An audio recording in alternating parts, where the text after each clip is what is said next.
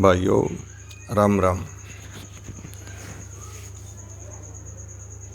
आज मैं इस संसार में कौन सुखी है और कौन दुखी है इसके बारे में बताता हूँ। और ये बात एक छोटी सी कहानी से।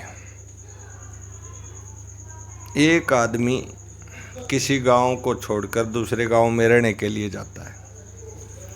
वो घोड़ी पर सवार था। उस गांव के बाहर एक बूढ़ा आदमी बैठा हुआ था। उस बूढ़े आदमी से प्रश्न किया कि मैं इस गांव में रहने बसने के लिए आया हूँ परमानेंट, इस गांव के लोग कैसे हैं।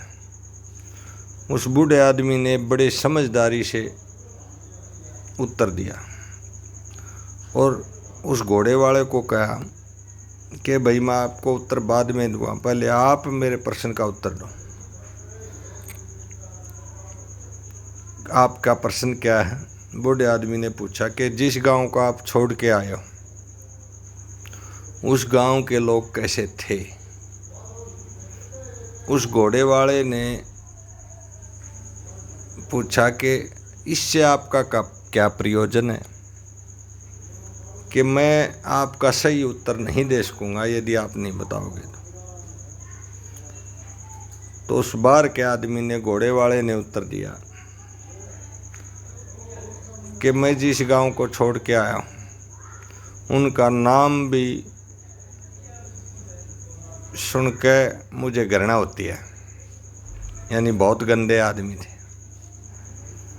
अब बूढ़ा आदमी बोलता है कि आप किसी और गांव में जाइए, मेरे गांव के लोग आपके उस गांव से भी ज़्यादा गंदे हैं। अब इसी प्रकार की घटना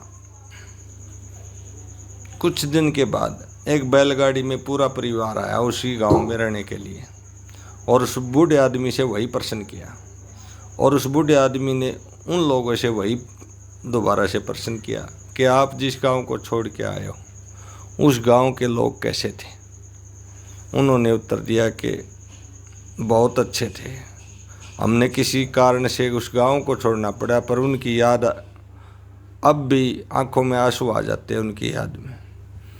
अब वो बूढ़ा कहता है कि मेरे गांव में आपका स्वागत है, आपके गांव से भी अच्छे लोग यहाँ हैं। इस कहानी को कहने के लिए समझाने का भाव ये है कि किसी का अच्छा या बुरा होना हमारे अंदर के व्यक्तित्व पर निर्भर करता है। और गांव का मतलब ये संसार है, इस संसार में आए हैं। यदि हमारा अंदर का व्यक्तित्व सही है तो अंदर से खुश रहेंगे और सारा संसार हरा भरा नजर आएगा। अन्यथा दुखों के अलावा इस संसार में कुछ भी नहीं है। धन्यवाद।